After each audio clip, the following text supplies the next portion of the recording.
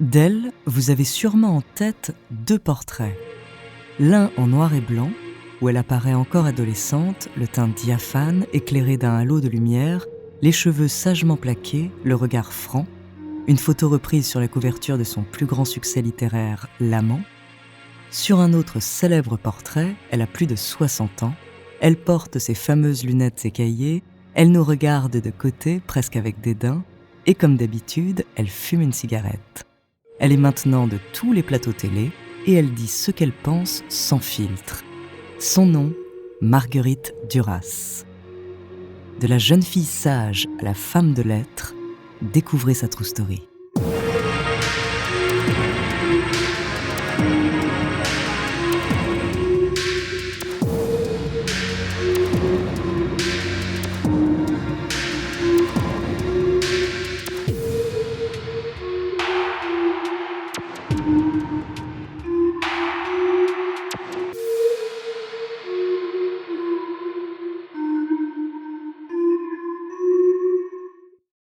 Mais avant de commencer à vous raconter cette histoire extraordinaire, laissez-moi vous présenter notre partenaire.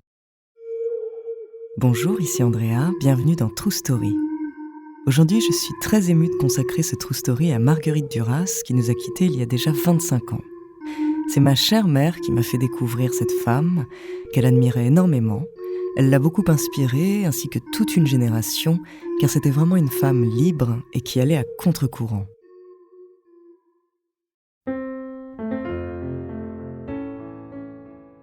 Si vous connaissez les romans de Marguerite Duras, vous connaissez déjà un peu la vie de Marguerite Donadieu.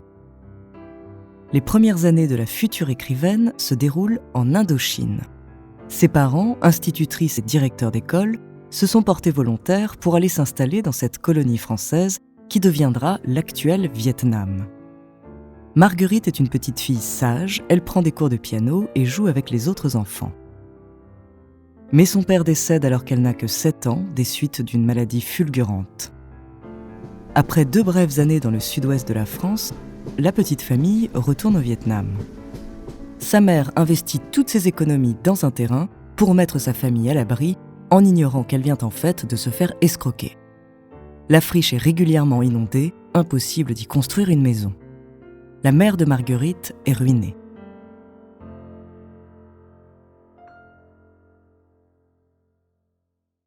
D'un train de vie bourgeois, la famille de l'adolescente passe à une vie de pauvre. Mais trop pauvre pour faire partie des Blancs et trop riche pour se mêler à ceux qu'on appelle alors à l'époque les indigènes, les Vietnamiens.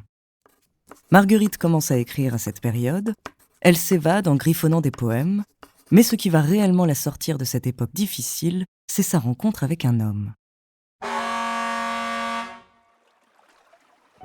Elle a alors 15 ans, elle prend seule le bateau qui traverse le Mékong, elle porte un chapeau en feutre, un chapeau d'homme que sa mère lui a offert et qu'elle ne quitte plus.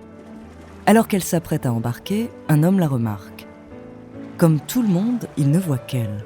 Il est chinois, il est visiblement riche et il a 17 ans de plus qu'elle. Grâce à lui et à son argent, elle va à nouveau vivre dans le luxe et en même temps sortir de l'adolescence. Leur relation sera interrompue par le père du jeune homme.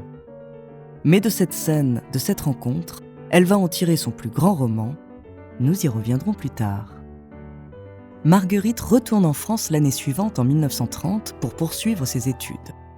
Après avoir obtenu une licence de droit, elle décroche un poste de secrétaire au ministère des Colonies, qu'elle quitte au bout de 2 ans.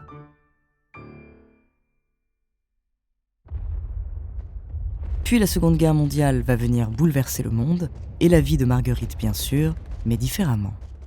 En 1940, elle perd son frère et son premier enfant, mort à la naissance. Elle est abattue par ces 2 drames successifs. Encouragée par les intellectuels qu'elle côtoie, Raymond Queneau, Sartre, Beauvoir, Mauriac, elle va reprendre force à travers les mots. Chaque soir, en rentrant du travail, elle écrit, elle muscle sa littérature. Et en 1943, elle publie son premier roman, Les Impudents, qu'elle signe Marguerite Duras en hommage à la région natale de son père. Un autre drame vient la frapper. Son époux, Robert Antelme, engagé comme elle dans la résistance, est arrêté par la Gestapo en juin 1944. Elle apprend qu'il a été envoyé au camp de Dachau. Malgré la douleur, elle fait tout pour le sauver, même séduire un agent de la Gestapo. Après la libération, elle luttera pour sa condamnation tout en défendant d'autres femmes accusées d'avoir été les maîtresses de soldats allemands.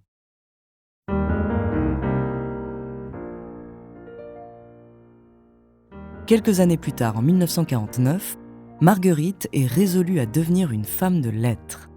Elle a vécu tant de choses, elle a tant à écrire.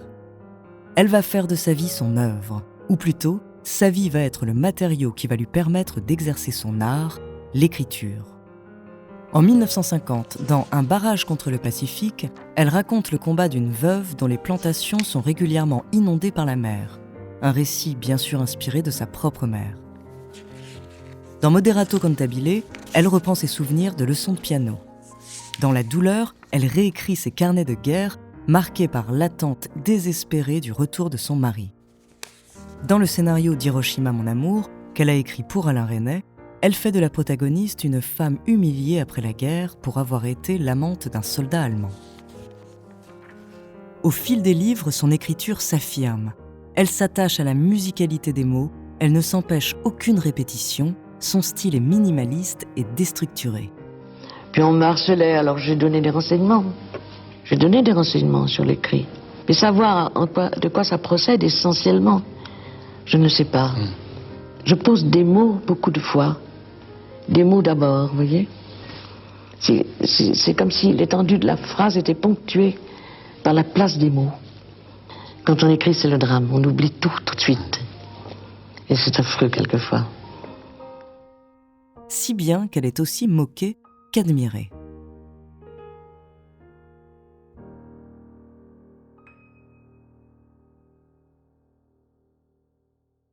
Duras est devenue une grande figure médiatique. Ses livres, ses pièces de théâtre et ses films, Hiroshima mon amour, considéré comme un chef-d'œuvre dès sa sortie, sont des succès. Et en plus d'être une grande écrivaine, c'est une femme engagée. D'abord membre du Parti communiste, après en avoir été renvoyée à cause de divergences, elle s'investit en son nom dans de nombreux autres mouvements. Elle participe activement à mai 68. C'est l'affrontement. Boulevard Saint-Germain, les pavés de l'émeute volent. 10 000 étudiants sont dans les rues, engagés dans une lutte acharnée avec les policiers.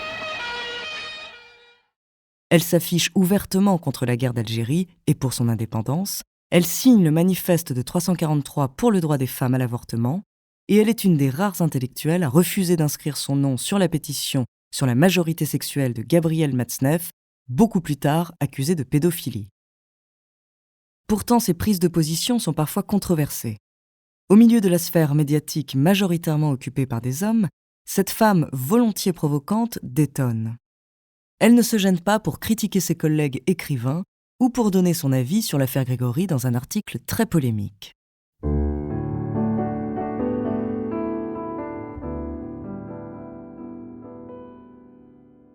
Malgré cela, à 70 ans, elle va de nouveau séduire le public avec ce qui est encore aujourd'hui son roman le plus célèbre, L'Amant.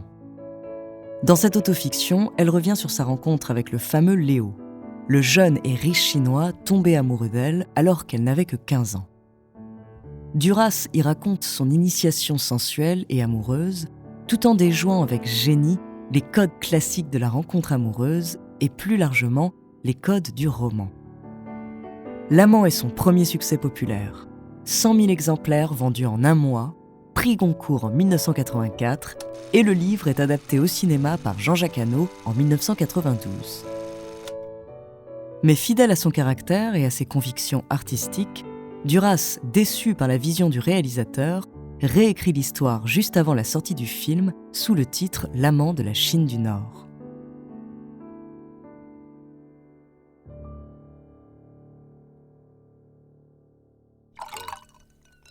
La fin de sa vie est tristement marquée par les cures de désintoxication liées à son alcoolisme, mais aussi par une histoire d'amour avec un jeune admirateur, Yann Lemay. Malgré ses difficultés physiques à écrire, elle va une dernière fois transformer sa vie en œuvre littéraire avec le magnifique roman Jan Andreas Steiner.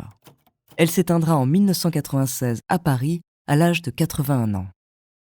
Aujourd'hui, Marguerite Duras est un des auteurs les plus étudiés dans les lycées et surtout une des rares autrices. De son vivant, elle n'était pas appréciée de tous, mais quoi qu'il en soit, on ne peut nier qu'elle voyait le monde, et le disait d'une façon très singulière, et que tout au long de sa vie, elle est restée une artiste imprévisible.